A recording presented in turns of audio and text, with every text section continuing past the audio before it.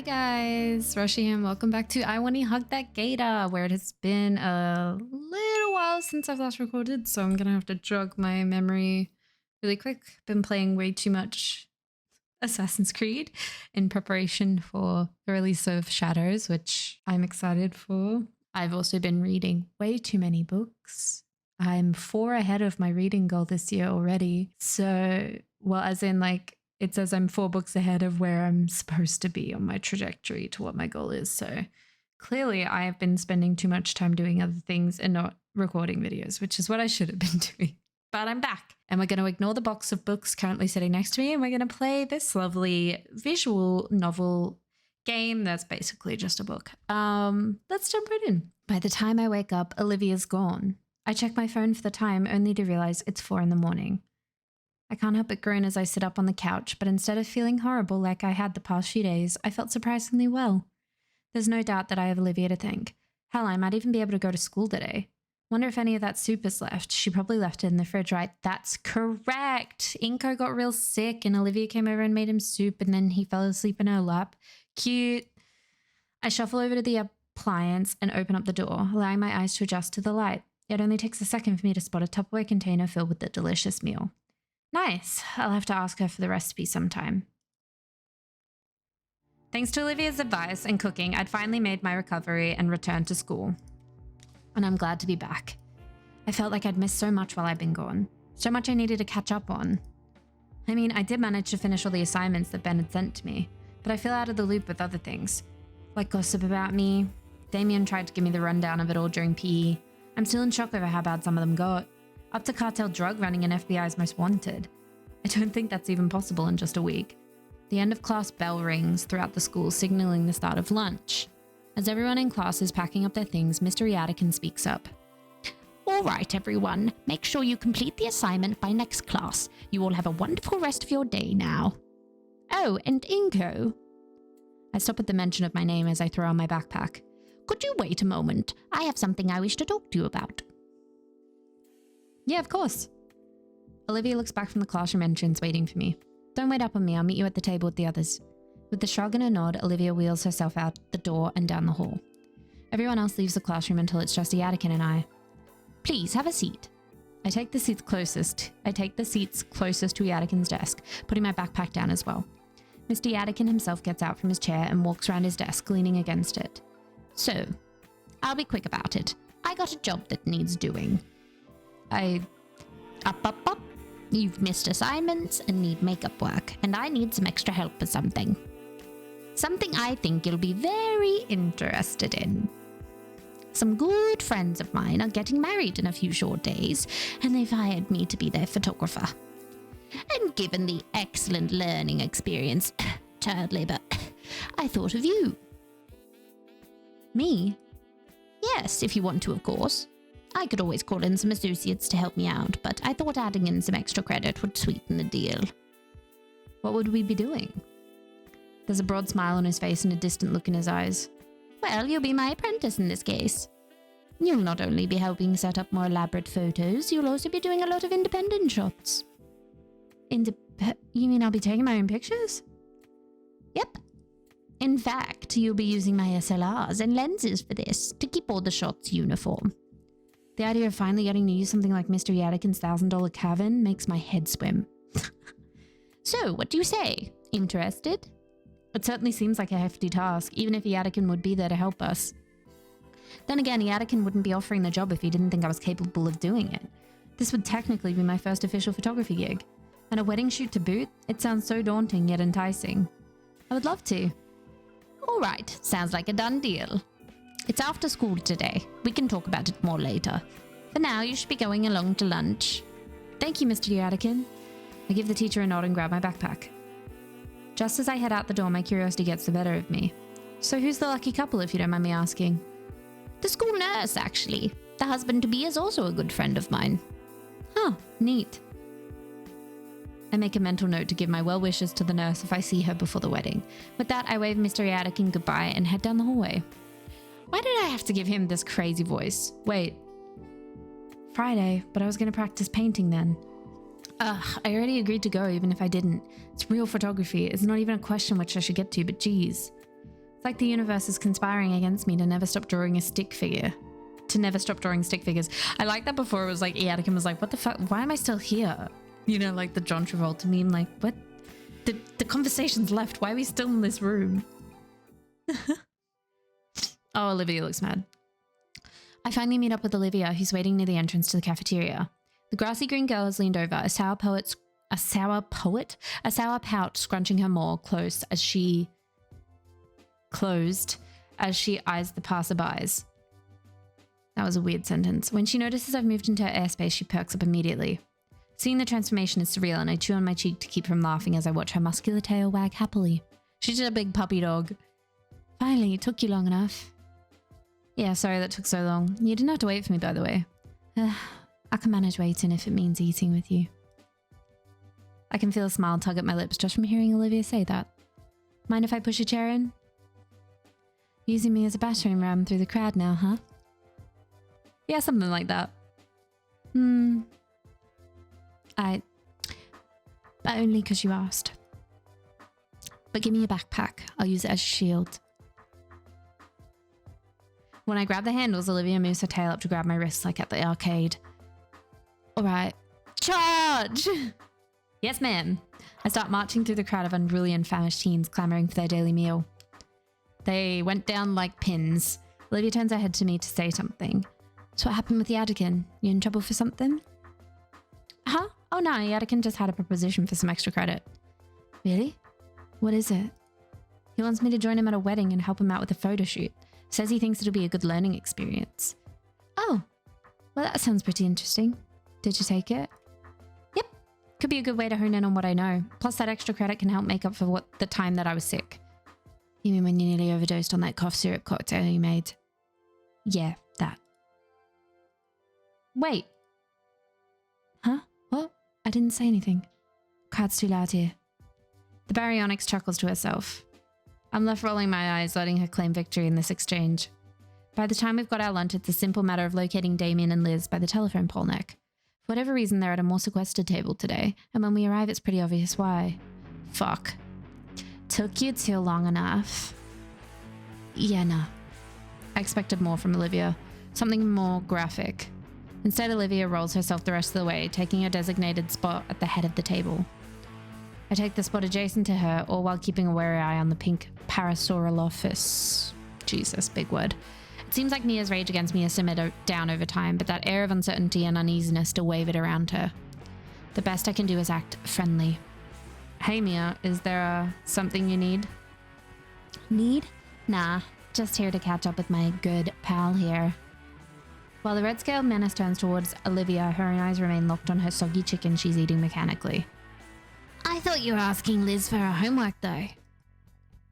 That too. All right, here guys. A pair of soda cans are rolled down the table, and I thank Raptor Christ I'm able to catch both before they ram into my tray of questionable lunch meat. You guys were taking a while, so I grabbed the drinks today. No, you didn't. Mia gave those to you. Well, she did it because I thought about doing it. She's trying to bribe you for the math answers I helped you with earlier. Lizzie, I can't believe you would imply something like that about me. But it's true. Hey, free soda's free soda, man. At any rate, real reason I'm here is... Say, Olivia, you leave your phone at home or something? People are trying to contact you all day. Oh. Olivia pulls her phone out from her jacket pocket. I catch a glimpse of her wallpaper, a comical portrait of Guts that she probably doodled. Yeah, I ran out of service for the month. What the hell? You don't get a proper monthly plan? I got more important things to be doing than this, you know. If they want to see Olivia so bad, why send you and not just show up themselves? Shut it. Who's so important for all this anyways? Who do you think? Ben. Ben wants to talk to Olivia? Why does he want to talk to Olivia?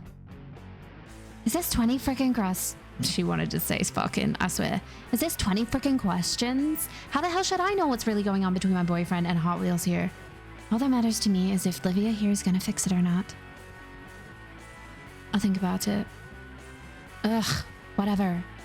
I'm out of here. Smell you later, Gator. Mia storms off, leaving Olivia looking very sour. Things all right with Ben? Olivia rests her arms on the table and slumps her head in. I don't want to talk about it. Where'd her bright mood from before go? Well, anyways, Damien, you really shouldn't condone cheating, even with something as simple as math homework. But you helped me out with it. That's different. I helped you with it, and I think you're getting something out of it. Like the answers. What I mean is, in comparison, Mia's just trying to be lazy, and she's only cheating herself. What's the issue then? What's the issue? Yeah, I get free soda, someone you hate tricks herself into staying stupid, and everyone thinks they win. It's great. You scare me sometimes, Damien. Guess I'll have to ask Ben what's going on if I see him later. In the meantime, Olivia's disposition only keeps getting more and more dour. I try to think of something to help her cheer up, but I keep coming up with dead ends on just what could work here. There's gotta be something. I can't just leave her in such a sour mood. Oh, how about that? Hey, so what's the deal with your phone background? Oh, you noticed it? She flips her phone on and shows me her background. Oh, it's a little doodle of guts. Yeah, drew it up the other day. Got the curves just right first try, so it's pretty cool. I'll bet. Is he with you today? Nah, I left him at home. How often do you bring him? Not often. Maybe once or twice a semester, and even then it's just when I'm bored. Although once he was just in my hoodie when I left for school. Unexpected. It was. Here, I got some pics saved. The screen displays the small creature sat atop a desk with its skinny tail clutched to its chest tightly. I don't know why, but he holds his tail like that all the time. I feel Damien and Liz hovering behind me, their eyes locked onto the adorably fat creature on screen. I don't know who coos, probably Liz, but Olivia rolls her eyes and swipes to the next picture of the cute pet, now in a transparent ball and looking confused. For the remaining minutes of lunch, we just sit huddled around Olivia's phone, entranced by her sweet little rat as it did the most mundane things. Yet God's method of doing them was way too undeniably cute, and that's what really got to us, and made time fly faster than we could even notice. Aww. Ding dong, bing bong.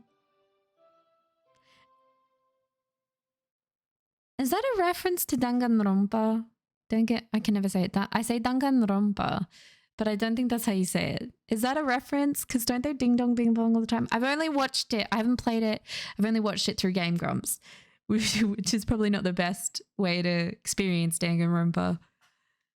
Danganronpa? But yeah, I don't know. Let me know if that's a reference, because usually this means someone's dead. I blink a couple of times and stretch my arms and legs as I get up from my desk. Mrs. Prockling really knows how to make 40 minutes feel like 80. Well, at least it's time to practice painting for real, for real. Wait, no, Iadakin wrote me into the photo shoot. Can't practice painting. Can't get good at anything. Why is it every time I try to actually improve something like this happens? At this rate, I'll never get good enough to get a real following. I haven't gotten to actually have a whole afternoon to practice at all. Still, there's no way in hell I'm missing this. I ended up meeting with Ben and Iadakin right as he was locking his classroom. While our teacher made the assignment, internship, apprenticeship, while he had made it all sound so simple, I was still subjected to some paperwork. Something about liability waiver or something. You know, in case something happens to us, like a surprise attack by 5 teenagers in multicolored spandex. I wonder if that happens often. We still filled the form out as the instructor gave an overview of just what exactly Ben and I would be doing.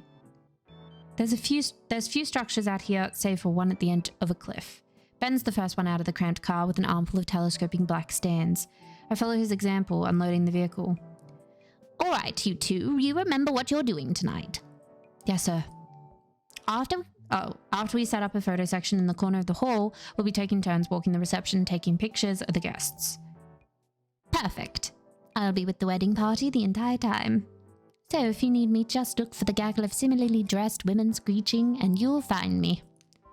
He grins as he helps carry the last of the lightest equipment from the truck. Remember, this is actual work, so be polite, be efficient, but most importantly, Ben and I sit upright at attention, ready for any order our teacher will give us. Have fun. But trust me, the clients will appreciate it more. Finally finished with the unloading, I inhaled the mixed aroma of ocean and flowers. While I find the scent energizing, Ben seems to have the exact opposite reaction. His brows pinch together in disgust as he tries in futility to fan away the air with one hand while covering his nose with the other. Ugh. I think I'm going to be the sick one with next with this weather. I don't know what his voice is doing. At least the view's great. That it is, yeah. Mr. Yadikin leads us through a small garden out front and into the reception hall. It's a spacious wedding tent adorned with all sorts of flora and high-end lighting keeping the place warm and lit. Okay, you guys know how to set up here. I'm going to get to business. Yes, sir. He leaves us, stepping into the ongoing ceremony with a prime camera and tripod. Ben and I exchange a single glance before we both resign ourselves to the daunting task.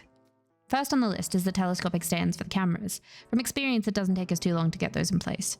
Next are the reflectors and strobe lights, all packed in heavy cases that have to be hauled inside. By my third case, I'm already exhausted. Shoot, I thought gym class would have prepared me for this. Buzzed. My phone buzzes. Might as well take a breather. Opening up the notification, I discover it's from Olivia. Hey, Shades. Hi, Olivia. You got service back. Oh, I lied about that. So we leave with the Adigan after school. After school? What's up with that? I'm helping him with the wedding photo shoot. You? At a wedding? Did the Adigan give you a better jacket for it? My jacket is cool enough. So we're at. Teach said it was some place called Clarkson Lookout on the way over. Wait, really? That place has a bunch of scenic views. If you've seen a good landscape shots, take one for me. Sure, if I get the time. No, do it now.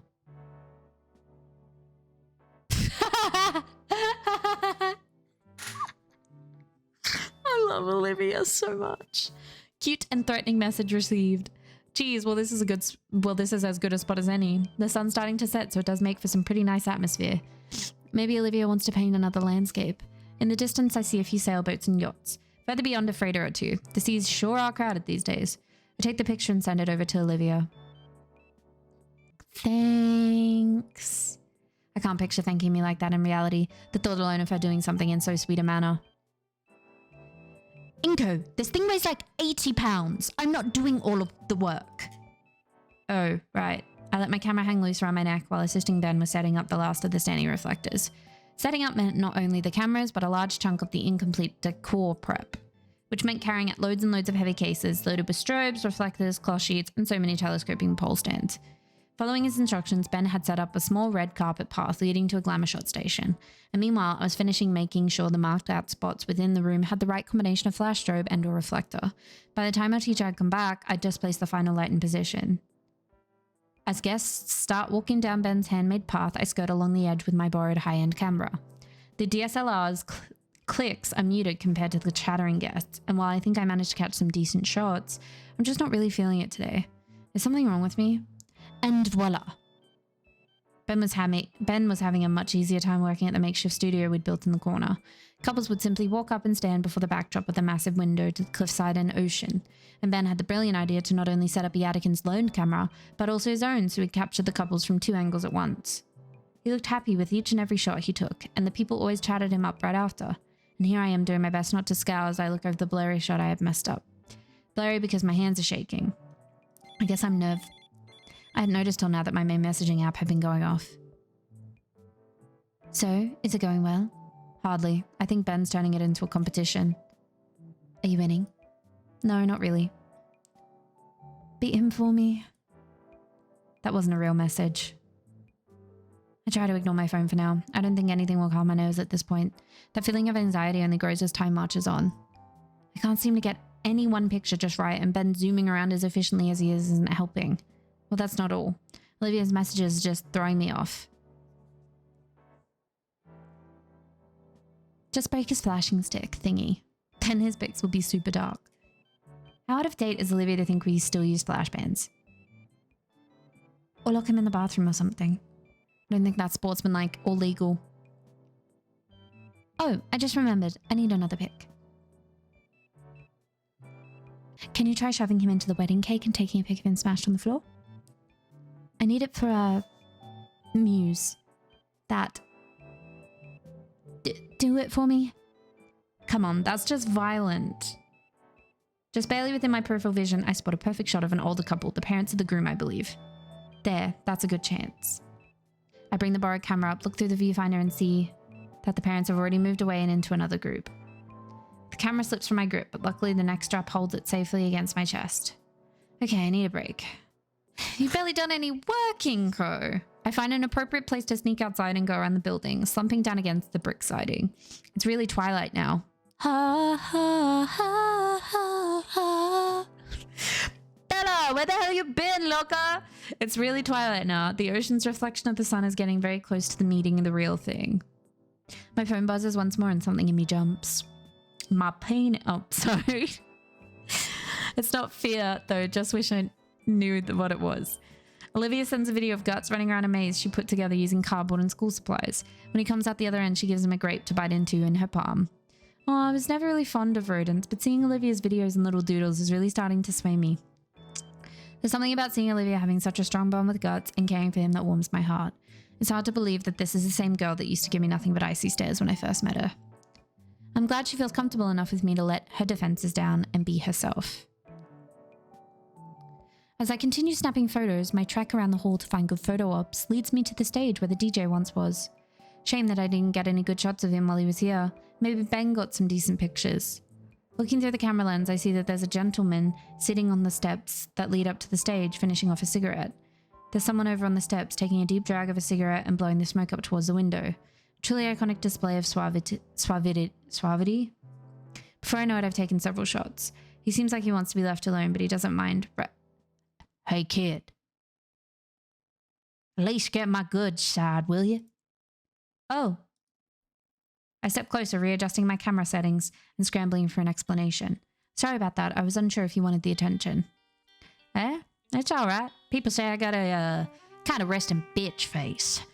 Though can't lie, pretty exhausted, kid. Especially after I had to carry the new missus down the aisle all the way to the car. Ah, so this is the groom. So, you gonna take a photo or what? Oh, right, sorry. As I raise my camera, the groom takes a thinker-esque pose, taking a drag from his cigarette. After a few clicks and a couple of slight adjustments to my position, I believe I got some pretty good shots in there. There we are. The groom blows out a plume of smoke from his mouth before leaning over to see the captures. Smells like a Vegas hotel. I give the groom time to look at each photo thoroughly before moving to the next one. These are pretty good, kid. Managed to make this mug of mine look halfway decent. He lets out a scratchy chuckle as he takes another puff of his cigarette before snuffing what little was left of it onto the floor. Thanks. Say, if you don't mind me asking, what are you doing all the way over here? It's a big day, isn't it? As the groom lets out another plume, he's already begun to dig up another cigarette. Lighting the new cig casually, he begins to inhale it. And keep inhaling it. He holds up a finger as he continues inhaling until the cigarette is finished and he finally exhales a stream of lung cancer slowly over the course of 30 seconds. Sir? Of course it is. Just having a little rest is all. I mean, this has been the happiest day of my life, but it's tiring as all hell. The missus is certainly having fun, and yet in a few hours when we're in our new no longer bachelor pad, I'll be listening to her as she moans about how sore she is. The groom lets out another plume of smoke, this time through his nostrils. But hey, if that's the price I gotta pay, holy matrimony and all that jazz. His accent has changed halfway. Definitely feels like the groom is laying it on a bit thick to who is essentially a stranger to him, and yet I can understand what he means. You know, you've been going around the whole reception snapping photos. Why don't you take a break too? He motions his hand to the nearby stage as an available seat. I settle myself onto the stage as the groom then fiddles with a small packet. Looking closer, it's a still sealed pack of cigarettes. Trent told me a bit about you, you know. Who? Your camera teacher, or whatever he's called at your school. Says you're a good kid and all, though a bit clueless. Hey! The groom lets out another guffaw as he cracks open the pack of cigs and plucks out a fresh cancer stick. His words, not mine. How do you know him? We've known each other for ages. He actually helped me meet the missus. Funny how that works out. Well, Mr. Attican was your wingman? He always hated how I told him that. I'd given him a lift to some field trip he had to chaperone. Don't know why. He could have taken the school bus. But as soon as I got there, I meet the rest of his co-workers, including my would-be wife. Tara Prick tricked me into also chaperoning too, saying I could use the time to get to know her better. Geez, maybe I should be asking him. Well, no, I can't. Can what? Nothing important. Have a teacher tell you how to court a lady friend, right? Hey, no. Another one of his students. Your classmate, yeah? It's not like that. Oh, come on. I know you want to talk about girls. That's always fun. Maybe not with an adult. It might be fun with, like, friends. Maybe not with an adult who's just got married and is chain smoking cigarettes. Humor me a bit. She's just a good friend. The words taste better on my tongue for some reason. Sure, kid, sure. We got a few more minutes of quiet while Bridezilla and her maids of murder fight over that bouquet. Jesus, he's calling her a Don't get married! This is so infuriating. I don't understand why women and some men go so crazy over weddings. Like, I don't hold too much stock in weddings, if I'm being completely honest. I think they're kind of, like, I don't think that it's a bad idea. I love the idea of, like, going and celebrating with your family and friends and making a day of it. I just don't agree with how commercialized it's become and how expensive it's become. But, like, I don't understand the whole purpose of becoming Bridezilla. And then if you're not a fan of your partner, don't fucking marry them. Anyway, side tangent over. I quickly glance over to see a woman twice my age wielding a folding chair like it was a battle axe. Trent can't help you there, but I can. So, this good friend of yours, what's she like? Well, it's a bit of a complicated history. Oh? I mean, when I first met her, she was very cynical and sarcastic. Well, she's still sarcastic, but in a lighthearted way. Even with her friends, she was a little distant. But when she's painting or gushing about some franchise or obscure anime, there's this unashamed excitement and passion in it. I haven't met anyone with that kind of energy before. Once you get to know her, she's just nice under it all. That everything? Well, yeah. I think she drew me carrying her once. I can't whistle. I'm so sorry. Immersion broken. Well, shoot. He slides the ring off his finger and holds it up to me. You want this? Sounds like you need it more than me. Kidding, I'm kidding. But dang, sounds pretty cut and dry to me. Never had a crush before. Not on anyone I know personally. Your folks together? Yeah. They love each other too, yeah? Yeah, I guess they do. You guess? It's complicated. They're around so little I don't even know what their love looks like, how they interact, if they even love each other at all. They've never told me their story or why they're together. Anything that would prepare me for the future was outsourced. As far back as I remember, whenever my parents went around, there was a screen nearby, and they went around often. I've always had that little electronic friend in my pocket telling me how great I was at everything. That's been my only help to get through life. All the best ways to have the best friendships, hobbies, romance. But it feels worthless now. I'm not prepared. I don't even know if what this is love. This guy seems to think so, though. He'll help me out. I see him putting some words together now. Let me give you a little anecdote, kid. The groom finally lights a cigarette, though this time he's slow to puff on it. See my beautiful bride over there? She's really pretty. He motions with the dull ember of his smoke to where the bridesmaids were still violently wrestling and the bride acted as referee. Even if we had never met, and this was a happenstance meeting, I'd see her over there. And I just know. I love her. Aw, so he does love her. That's good. Yeah? Yep. Is that it? Yeah. Aren't you trying to give me a little push? Convince me I like this girl? You're the one who wanted the advice. There it is. I thought you were going to go on a bit more about love. Why the hell would I give a speech about love? I know what it is. You know what it is. But there's no groundbreaking advice that'll make everything make sense. And you don't need me to convince you. You're just looking for reasons to not believe what's right in front of you. Oh. Break's over. Gotta run. The man gets up, dusting off his pants and flicking the cigarette butt into the trash. Hey, take some great pictures for me, will ya? No more moping. You're on the clock. Alright, shit. He jogs into the crowd to meet up with his bride. My phone buzzes in my pocket. What timing? I reach into my pocket and pull out my phone, squinting at the screen. An unread notification from my group chat. Shoot, do I have time to be on my phone right now? Maybe I can talk to Damien about this. He's known Olivia for a while. Ben and Olivia used to be friends too, right? Would he be able to help? Don't talk to Ben. I should probably focus on what I'm here to do. Besides, I don't want to let the groom down. But this is Olivia we're talking about. I don't want to do anything without knowing as much as I can. Just do your job! Focus! Take the photos! I can't afford to slack off right now. Besides, I made a promise to the groom and I don't want to let him down. Or Mr. Yadikin for that matter. I silenced my phone and slid it into my jacket pocket, pushing off the wall and taking hold of my camera. Where should I even start? I think I have a few ideas. With the groom's words still ringing in my ear, I find a second wind of sorts. I can't really understand it. I feel like I'm already picking up prime shots from just scanning over the hall. While Ben has continued his more autonomous rapid-fire approach with the staccato clicking of his snapshots, I've been singling out couples in their own moments just scattered throughout. I think some of them have even noticed, seeming to maneuver themselves out of the parasol's view. Young man, over here! An elderly DINO catches my attention, waving me to her table where she and her family are sitting. We need a good Christmas card photo if you would be so kind. Of course, ma'am. The large group moved to one side of the table for me, smiling sincerely at my lens. The first shot seemed perfect, but for their sake I make sure to take a couple. Thank you. Do you know how long these will take to be developed? These photos should be developed fairly quickly. We'll be sure that everyone gets these before the end of the month. They smile and nod, letting me return to, don't forget us. Yeah, get me and my wife. My next client's pulling me aside to take shots of them in a secluded corner. And after that, some of the bridesmaids have grabbed me to take shots for them. It isn't long before even some of the servers are wanting pictures of themselves posing in front of the decorations.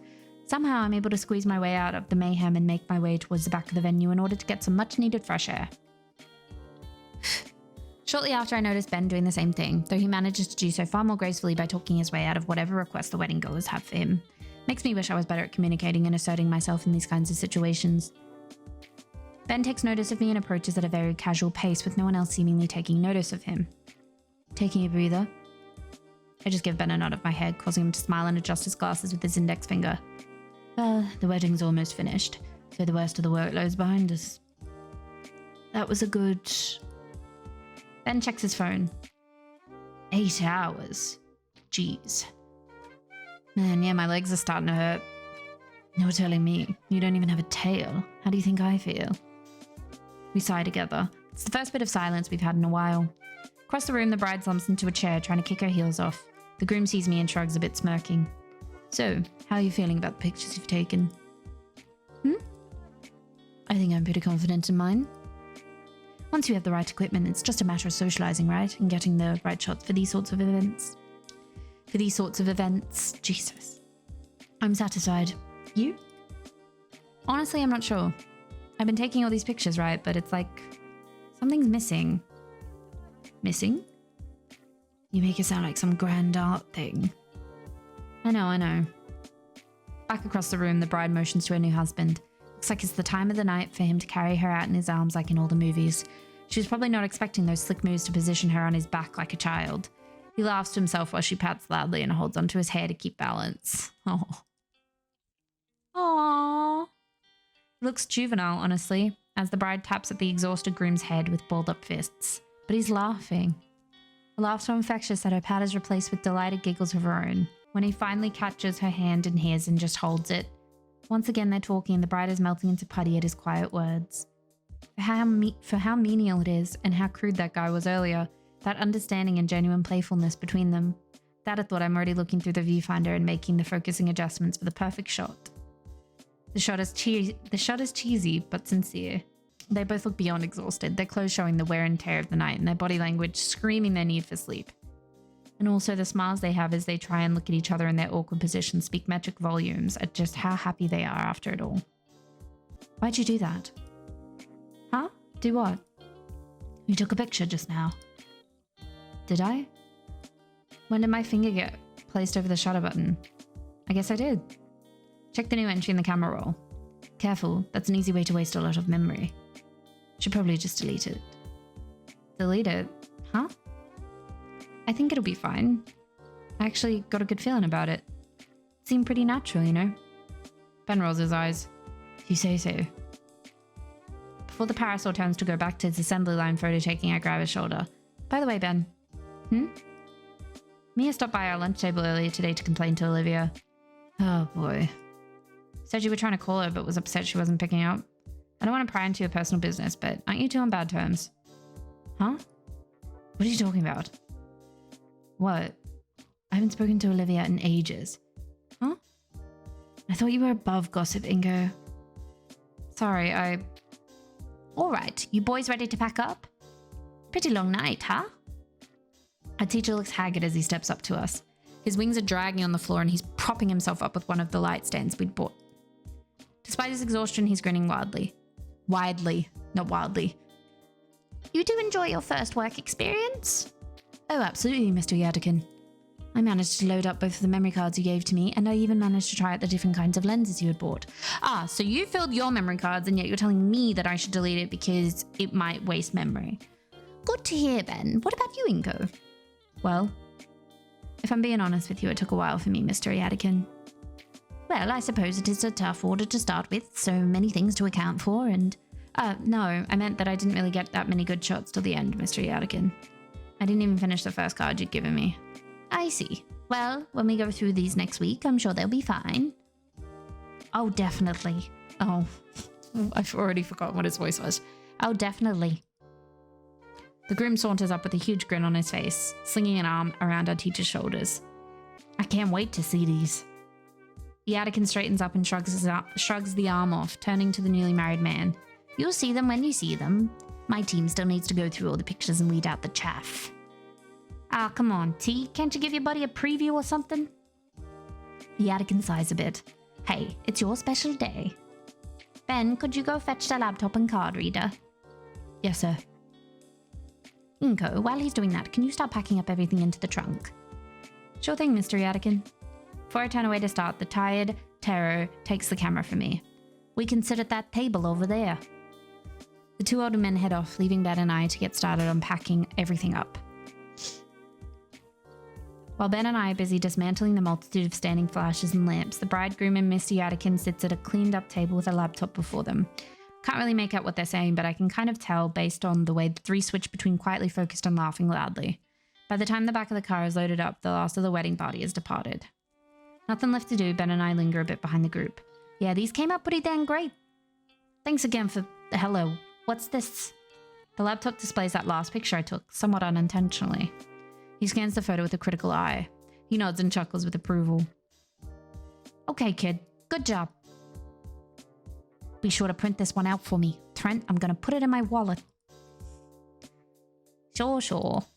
Despite how lackluster his compliment is, I can't help but feel proud of my work. It's been a while since I felt like this. Either way, it's not long before we climb into the car and begin our journey back to the school. I settle into the rhythmic motions of the car as it glides along the road. The cityscape of Volcadera Bluffs passes by and I can't help but admire it. The mood is quickly killed, however, as Ben calls a certain red-scale girl. Their saccharine lovey-dovey talk makes my head hurt, and I can guess by his expression that Yadikin feels the same way. He changes the subject by asking if my parents can pick me up. Looks like I'll be taking the late-night metro home. Still, I had fun today. I bring out my own phone, noticing the half-dozen messages Olivia had sent while I was busy. Are you winning yet? Better be. Guts bet me some sunflower seeds that Ben would win. While there were more messages, that one in particular had me thinking. I mean, it wasn't a competition to begin with, but there's also the fact that the groom hadn't complimented any of Ben's shots, so... Collect your winnings, Olivia.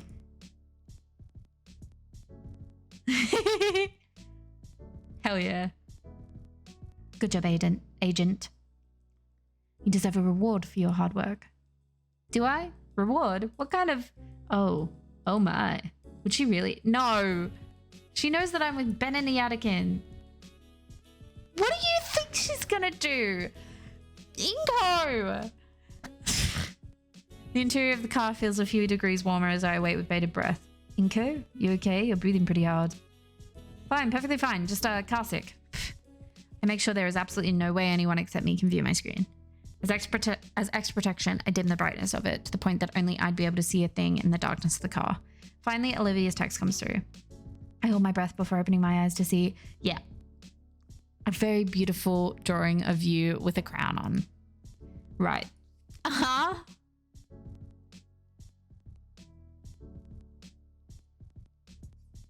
Mr. Yadikin, I think Inco's about to vomit. Not in here. In hindsight, I should have seen that coming, seeing as I'm in love with her and all. Damn my hormones. What? Okay, I'm gonna leave that there because there's a lot that happened. I'm wondering what would happen if I picked the other choice, but I'm not gonna dwell on it because otherwise I will spiral.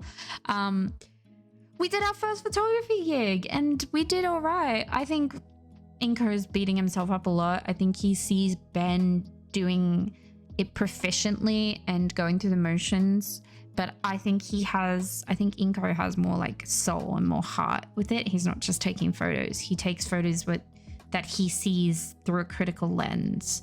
So he has a vision. He has that critical eye that I think a lot of photographers need to be somewhat successful. I don't want to diss too much on photographers, but it's about composition, and some have it and some don't. And I think Ben probably has it too. I just think that Inco is not confident in his own ability. And hopefully we get to smooth that one out eventually at the end of the story. And he's admitted that he's in love with Olivia, although I don't think he knows if he is or not, because he's now just taking what that groomsman said at face value and is like, well, I guess I'm in love, instead of like looking into his own feelings. He really is clueless. Like, his teacher was not wrong. It was good to see Mr. Eadikin out more and showing that he's not just a teacher, he's also a human. I'm slightly regretting his choice of voice, but we're sticking with it. And the Ben and Olivia thing is weird. I want to figure out what's going on with that, because Olivia and Mia say one thing, but Ben says something else. So I don't know. Thank you guys so much for watching. I hope you get to play many, many games. I hope you have a wonderful rest of your day, and I will catch you in the next one. Bye.